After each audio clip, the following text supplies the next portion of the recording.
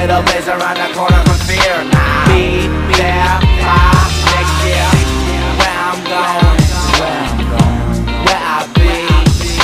Just a little further and I'll be right there. And then they'll all see. Alright guys, what's going on? I'm Tim Kelly along with Justin Godsey. This is the Real Sports Talk. Thank you for tuning in. A ton of NFL coaches have been fired today. It is called Black Monday, and this year, more than any year, it has lived up to that name. Not only do we see the guys that we anticipated to be fired, the Norv Turners, the Chan Gaileys, the Romeo Crennels, Pat Shurmurs, but we see three coaches in Ken Wisenhunt, Lovie Smith, and Andy Reid who have taken their team to Super Bowl appearances in the out of the NFC. None of them won that Super Bowl, but they took them there. And in Andy Reid and Ken Wisenhunt's case, they were very close to winning that game.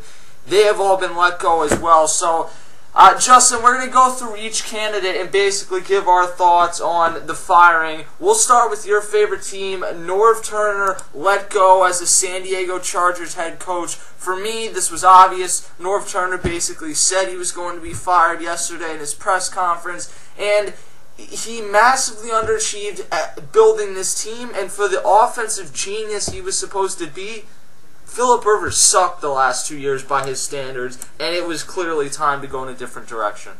Now, Philip Rivers, as you did say he sucked, I do agree with that. He did not rise up to the expectations as being an elite quarterback in the National Football League, where a lot of people have him highly ranked over the past couple of seasons.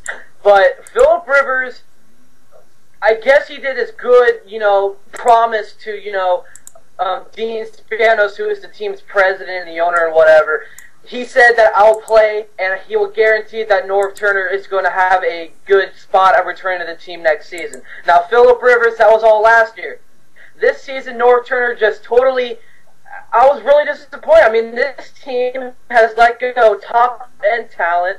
Michael Turner's, the Drew Breeses, the Darren Sproles, and we also got the Vincent Jacksons. Philip Rivers and the San Diego Chargers team did not have anything around them to, get them to that elite team. Yes, they fell to the Denver Broncos, but you know what? Going ahead into the future right now, this was the right time for San Diego to clear house. Norv Turner, personally, I am a Norv Turner guy. I'm a huge fan of Norv Turner, but you know what? Norv Turner is going to go to a team. He's not going to be a head coach, so you guys don't even get that in the question. Norv Turner is going to go become an offensive coordinator for the next 2 or 3 seasons. And you know what? Maybe one season, because he's an excellent offensive coordinator. And then you know what? It's kind of a repeating pattern with the guy. Offensive coordinator for 2 to 3 seasons to a head coach. But you know what? San Diego it's probably going to be the San Diego vacancy head coaching job is going to be probably one of the most entertaining times, because you know what, there's so many people around it. Steve Mariucci said he's interested in coaching for the San Diego Chargers. The Chargers are interested in bringing in John Gruden, the former Raiders and the Tampa Bay Buccaneers head coach.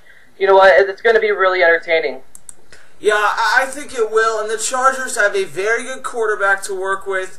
Other than that, who knows how much else they have to work with. They have Antonio Gates, but other than that, you're going to have to rebuild a lot of this team. The next candidate, and some of these candidates is just obvious. Pat Shurmur let go with the Cleveland Browns. He didn't do a terrible job there, but he didn't do a job good enough that the new regime that is coming in with Joe Banner and some of the new ownership that is coming in wanted to keep him on. He's let go after 2 seasons. I don't think that, I don't think he did a terrible job there, but I don't think he did enough that I'm going to sit here and plead a case that he should have stayed.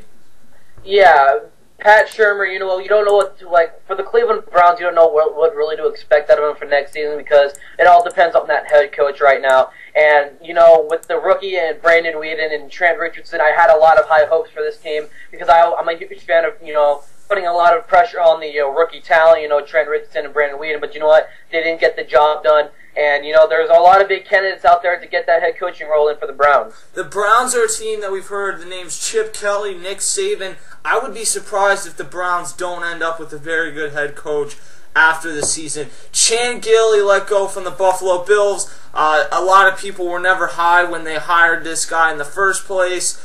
He had experience with the Dallas Cowboys as a head coach in the 1990s. Chan Gailey also let go from the Bills today. Ralph Wilson had every right to let him go. Chan Gailey This team massively underachieved this year. From bringing in Mario Williams, that did not work. Ryan Fitzpatrick has never been able to duplicate what got him that huge contract. Overall, Bills are another team that it shouldn't surprise you that their head coach is gone, because they didn't live anywhere near the expectations that we held them to coming into the 2012 NFL season. Now that is a really interesting firing for me, because you know what? This is a team that has so much prestige, with the free agents from last season. Mario Williams, he became a free agent bust this year. Ryan Fitzpatrick is an improving quarterback. I still have a lot of praise for Ryan Fitzpatrick. There was some sort of rumor going in back to the week 15 this season that they're going to bench Ryan Fitzpatrick for Tavares Jackson. But you know what? There are big candidates out there. I think with Norv Turner on the spot, you can possibly think about bringing in Norv Turner as an offensive coordinator for this team. That could be something that could be really a big improvement from their offensive coordinator. Yeah, that actually would be a pretty nice fit. Chan Gailey will likely get an offensive job somewhere in the NFL. The next coach let go is Romeo Crennel. He's one of the oldest head coaches in the NFL. It's very possible that he retires. There's rumors that maybe he'll go back to New England and be the defensive coordinator. That's where he got his name. That's what got him the Cleveland Browns head coaching job, and then he ended up getting this head coaching job. A terrible quarterback situation they had there. He had to deal with the Javon Belcher tragedy, which obviously they were already in a tailspin prior to that. But Romeo Crennel, in the two jobs that he's gotten, really has not had a ton of talent to work with. He'll never be a head coach in the NFL, but I still hold him in high prestige as a defensive coordinator. I can really see him retiring. I think he's 65 years old. That's going up to an age where, it's the golden years of your life. But I don't see another team picking him up. I think the best suit for him is to retire. No offense to Romeo Crennel. I do have a tremendous amount of respect for him. But you know what? I don't think any team would like to pick him up as a defensive coordinator at all. That's just a personal opinion of mine, even though he had some great success with the New England Patriots back in the day. But you know what? His time with the Kansas City Chiefs, his time with the Cleveland Browns, those days are over, and I think the best suit for him is to retire. The next candidate is Ken Wisenhunt, who took the Cardinals to a Super Bowl in 2009, which they lost to the Pittsburgh Steelers on the last drive. Ken Wisenhunt is a guy that I think out of all these names, Ken Wisenhunt is the one where I really look at and say they made the wrong decision. Now, maybe they'll go in a different direction and it's time to go in a different direction, but I think Ken Wisenhunt still had a lot to bring to this team. And I don't think he got a fair shake, because I think if you look at the offensive talent that he had when they were able to win, you look at Anquan Boldin, Larry Fitzgerald, Kurt Warner, you even had guys like Steve Breston back then, Edgerrin James, Tim Hightower. The talent that they have there now, and Beanie Wells, he can't stay healthy and stay on the field. Kevin Cobb couldn't stay healthy at the quarterback position and really is not any better than an average quarterback at best. So I don't think he got a fair shot here. Working with guys like Ryan Lindley, John Skelton, that's not enough to prove anything to me. Ken Wisenhunt, I think, will likely get another head coaching job. He may have to do a year or so as an offensive coordinator, but he will be someone that teams look at. There are a lot of people wondering if maybe Todd Haley, who was the offensive coordinator when this team went to the Super Bowl, had some moderate success in Kansas City, and then really struggled as the offensive coordinator this year in Pittsburgh, whether he would be a candidate for this job. To be honest with you, I would be very surprised if he does get this job. He is a very good offensive mind, but his ego is so big and he has such a tough time working with players. Him and Ben Roethlisberger didn't gel. Him and Anquan Boldin always used to get into it. I think it would be tough to convince your fan base and a lot of other, and to try and get players to come in and play for this guy. Now, Ken Wisenhunt, yes, I do live out here in Arizona. I do go to a lot of Cardinals games. But Ken Wisenhunt, a very excelling type of head coach. Yes, Tim, I do agree with you. He's going to have to spend maybe a year or two as an offensive coordinator to get back into the groove of being a really suitable head coach. But you know what? These rumors have been dating. That the rumors for Ken Wisenhunt being fired dated back to Week 14 of the NFL season when the Cardinals were still on their losing streak. Now, there was rumors that they're going to replace him with defensive coordinator Ray Horton. Now, bringing in a defensive coordinator as a head coaching job has not really in this new era of the NFL has not really worked out. You look at Ron Rivera, former San Diego Chargers defensive coordinator, looking at the new head coach for the Carolina Panthers.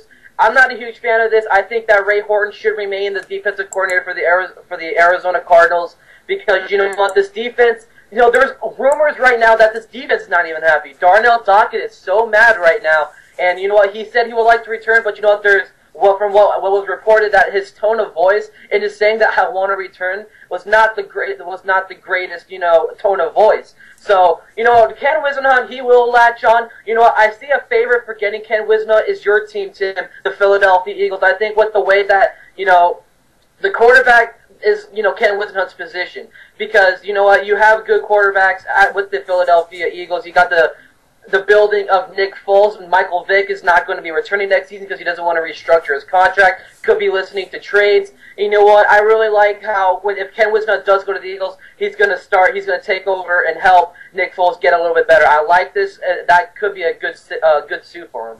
Yeah, as either an offensive coordinator or a head coach. If that doesn't work out, the way Ken Wisenhunt made his name was an offensive coordinator on the staff of Bill Cowher, and he might have spent 1 year with Mike Tomlin as his offensive coordinator in Pittsburgh. Todd Haley's going to be let go, so if he decides that he's not going to be a head coach next year, that's a possibility as well. Justin mentioned my favorite team, the Philadelphia Eagles. Let Andy Reid go today. Jeffrey Lurie said it's a tough decision, and national people are blasting it. But you know what? The bottom line is that throughout the last 4 or 5 seasons, Andy Reid was not getting it done as a head coach. He was not evolving with this team. He wasn't running the ball enough. And when you have guys like Brian Westbrook, LaShawn McCoy, now even Bryce Brown, that is not going to cut it. And, you know, he made some bad decisions. Making Michael Vick the starting quarterback in the long run probably did not pay off. Making Juan Castillo the defensive coordinator. It was time to move on from Andy Reid. I'm sure he'll be a head coach somewhere next year, but it was not right if he was going to come back and be the Eagles head coach. I could see Andy Reid taking a year off of the NFL because, you know what, I think with like all the drama around him, I know with the tragic loss of his son, I know it probably played a big role into it. You know what, I think it'd be the smart move to let Andy Reid, you know, take a year off from football and think about his future right now. And you know what? It's been reported that San Diego is not interested in bringing in Andy Reid. I know the Chargers are really mindset of bringing in John Gruden, who's going to be scheduled to interview him. But you know what? I think the best suit is for Andy Reid to take a year off of football, think about his options, and come back maybe in 2014 or 2015. We'll see what happens. I think Andy Reid has made it clear he wants to be a coach. It's a matter of what team would be willing to bring Andy Reid in. Because the one thing with Andy Reid is you're going to have to give up some power. He's a prestigious head coach around the NFL, and you're going to have to say, yeah, I'll give you part of the general manager's role or vice president, something in the front office that he has some control over player personnel. The final firing, which this was one of the ones that wasn't rumored as much, but to me, makes sense. Lovie Smith gets let go. He did take the Bears to 1 Super Bowl title. I believe he was the 3rd or 4th longest tenured head coach in the NFL, and he didn't do a bad job, but the bottom line is since going to that Super Bowl, the Bears have been in the playoffs 1 time in 6 years. That is not good enough, and this is a place that head coaches should be lining up to interview for. We've already heard that the Bears are going to interview Broncos offensive coordinator Mike McCoy, who's going to, in all certainty, get a head coaching job this offseason. So I think that the Bears should be a place that people line up for, because if you look at what they have a core that is already built on that team. Jay Cutler, say what you want about him, he's a better option than you're probably going to get at most of these head coaching vacancies. Matt Forte is one of the better running backs in the NFL, better dual threats. Brandon Marshall's a top 5 wide receiver. Then you look defensively, you have Charles Tillman, who will be a top 5 defensive player of the year. Brian Urlacher's getting up there in age, but you know, you still have pieces to work with on this team rather than having to build a whole new team. So this is a place where I could see a guy like maybe Ken Wisenhunt latching on, and you know, we'll see what happens. But I think that this is a place that we will see guys latch on at. Absolutely. When you look at this, also, I mean, Lovie Smith, even though they missed out this year in the playoffs, you know, they lost their playoff spots to the Minnesota Vikings. This is a big loss for the team. There's more to it than just the firing of Lovie Smith. you could be in the running of possibly losing one of your top wide receivers / kick returners, and that's going to be Devin Hester. Now, Devin Hester, he said that he was going to be contemplating retirement now. Now, that's going to be pretty huge for a team that has, you know, a rookie in Alshon Jeffrey, Brandon Marshall. But you know what? When it comes to the kick return, that's also going to be big because Devin Hester has been, you know, throughout his career as one of the top kick returners in the National Football League. But, you know, he's fell off a little bit. And, you know, it's going to be really surprising if he does take the route to saying, like, you know what, Lovie Smith, he's had a great bond with Lovie Smith throughout his tenure in the NFL or with the Chicago Bears. You know what? I think that Devin Hester will be missed, but you know what? I think what could really happen is if Devin Hester wants to request a trade to a team where Lovie Smith latches onto, that could be another option there. I think that honestly, if Devin Hester retired, it would be a blessing for the Bears because he's making like $10 million a year. Because the NFL moved the kick return or the kickoff up, there's less and less kick returns, less and less punt returns. Devin Hester is massively overpaid, and he's not going to end up retiring anyway. That's the NFL head coaching carousel. It has been a crazy day for NFL head coaches getting fired. Those are a few. You still have a couple other names floating out there that are potential candidates to get fired. You look at Jacksonville, you look at Jim Schwartz in Detroit. So there are other options of guys that could and possibly will be fired as this week goes on. I'm Chan Gailey along with Justin Godsey. Thanks for listening. We'll see you guys later. Just a little ways around the corner from fear. Be there by next year. Where I'm going.